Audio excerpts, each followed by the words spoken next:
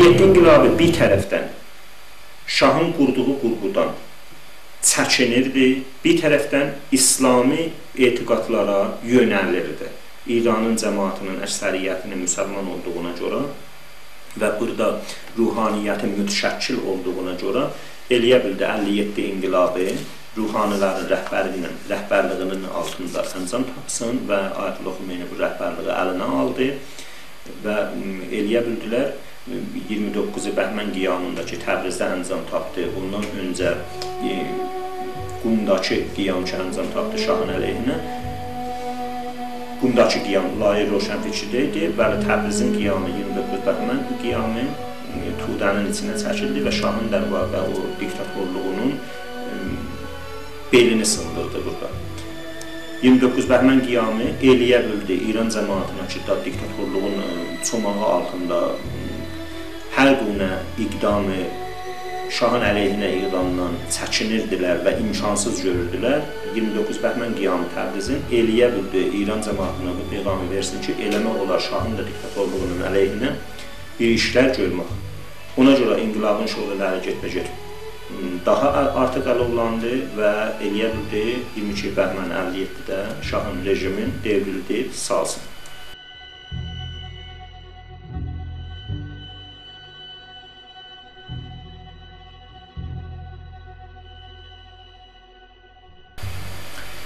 Şahın rejimini devrilib salmaqda da vaqiyyət budur ki, şahın zamanında seçkilər də əncam tapırdı, Sina Məclisi var idi, Şurayı Milli Məclisi var idi.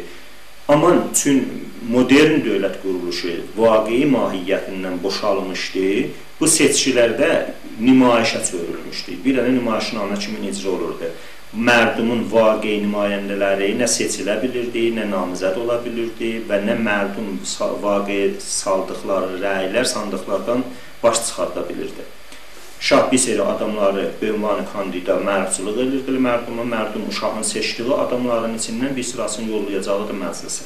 Nə azadiyə bəyan var idi, nə danışıq imkanı var idi və nə nümayəndəqanı vaqei mərdum hökumətə keçə bilərdilər. Nəticətən mərdum heç günə təsiri hökuməti şahınşahata qoya bilməzdi. Nəticətən tənha yolu ki, qalmışdı inqilab idi. Və o cürlüklə də 57 inqilabı oluşdu ki, dedim, rəhbəriyyət ruhaniyyətlə oluşdu və ədəbiyyat-ı İslamiyə. Amma bu inqilab öz içində ədaləti, ədlə, əli istəkləri ilə mətrəh olurdu. Yəni, ədaləti, ədlə, əlidən alan alqı mərdumda bu cür almışdıq biz. Kollən, yəni tamam mərdum bu cür bilirdi ki, əli hökumətində hökumət mərduma zor deməz. Hökumət qanunsuz iş görməz. Orada azadlıq var. Orada ədalət var, bərabərlik var. Bizə demiş, biz bu cür bilirdik ki, hökuməti ədlə əlini, yəni indi də bu cür bilirik ki, ədlə əli hökumətində hakimiyyət beytulmalı bölməkdə heç kəsdən üstün tutmaz. Mərdum da belə hökumət, ədlə əli hökuməti deməkdən bu cür düşünürdülər ki, hakimiyyəti ki, gələcəkdir, hakimiyyət tamamən ədaləti riayət eləyəcəkdir, hakimiyyət heç və də burada qanunsuz əməl eləməyəcəkdir, mərduma zor deməyəcəkdir, etiraz eləyənləri asıb kəsməyəcəklər, etiraz eləyənlər şah zamanı kimin bir qolu məruf gedə zindan çəkər, gedə şikəncə görə bunlar olmayacaqdır. Mərdumun vaqei nümayəndələri şah zamanı kimin olmayacaq ki, nümayəndəqanı vaqei mərdum qoymayarlar gedə məclisə. Atlıq olacaq, azadiyə bəyan olacaq, heç kəsi danışığa görə mühakimə eləməyəcəklər, heç kəsi danışığına görə, yazdığına görə zindana salmayacaqlar, şallah vurmayacaq. Yəni, bunları düşünübdü mərdum və bunlara görə inqilab edibdi və rəhbəriyyəti inqilab da, əvvəl inqilabda tamamən bu sözləri mətrəh edirdi. Ağay Xomeynin danışdıqları rəhbəriyyət inqilabın, o inqilab dövranında danışdıqları və dedikləri hətta mətrəhdir. Hətta Ağay Xomeynin dəqiqən bu sözü mətrəh eləyibdir ki, Cümhuriyyə İslamıda ki, quracaq demişdi, bu Cümhuriyyə İslamını ki, biz quracaq. Hətta burada marksistlər də, kommunistlər də öz ibrazı əqidələrində azaddılar. Yəni, bunu o zamanki ruznamələrə baxsaq, hamısı bunların yazılıbdır və mətrəh olubdur. Ağay Xomeyni həmişə təkrar edir ki, məmləkət malı pahurəhnələr, məmləkət kasıbların o əl ilə işləyənlərindir, çar-kasıb cəmaatında vaqe mərdumun məmləkət dərvaqə bunlarınkidir. Beytulmalı bölməkdə həttəmən bunlar nəzərdə alınmalıdır. Belə olmayacaq ki, şah rejimi təkin imkanat cəmiə, sərvət cəmiə, bir xas təbəqələrin əlində ola və mərdum adlı cəmaatda bir olub bir çörək tapmaqda çətinlik çəkirlər, ya uşağına libas almaqda çətinlik çəkirlər. Elə adamlar olar ki, illər boyu müstəcir qalırlar, evləri olmayıblar. Yəni bu cür bir şey olmamalıdır. Hökuməti ədli əlidə bərabərlik olmalıdır.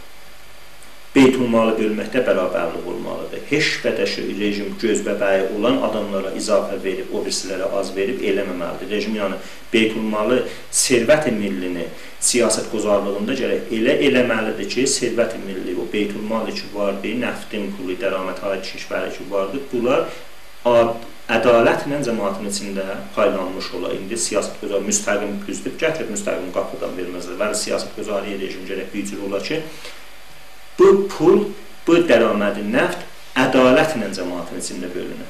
Bir təbəqatı xas çox yuxarı sərvətlərə sahib olmuyorlar və bir təbəqatı xas aşağı sərvətlərdə, aşağı yoxsulluqlara məruz qalmıyorlar. Və 57 inqilabı şüarlarına da baxsaz, istiqlal, azadlıq, Cümhur İslamı ki deyir, azadlıq odur ki, mərdum azad ola öz nümayəndəsini hökumətə göndərməyə, mərdum azad ola nümayəndələrin vasitəsilə, öz nümayəndələrinin vasitəsilə peyğəmlərin hökumətə verməyə, öz dediyi dəyişiklikləri qanunda yaratmağa bunları istirdi. İstiqlal odur ki, özcə xarici ölkələr bizə zor deməyə, məmləkətin müqəddəratını filan ayrı əbər-qudrət xarici yazmıyor. Nə əbər-qudrət, bəlkə hətta kiçik dövlətlərdə mənzur az istiqlal fəqət bu deyil ki, biz məsələn Amerikanın baskısının əlindən qurtulaq, ya İngilisinin baskısının əlindən qurtulaq. Elə istiqlal bu mənadadır ki, yəni bizim aidatımız, bizim məmləkətin aidatı özünə xərclənməlidir. İndi ayrı dövlət ki, bizdən zəif ola, bizdən dövlətli ola, əvvəldə bizim aidatımız, məmləkətin aidatı millətin özünə xərclənməlidir. Əgər millətin özündən izafə qalsa, məsələn, ayrı məmləkətlərə də köməklik eləmək ola bilər.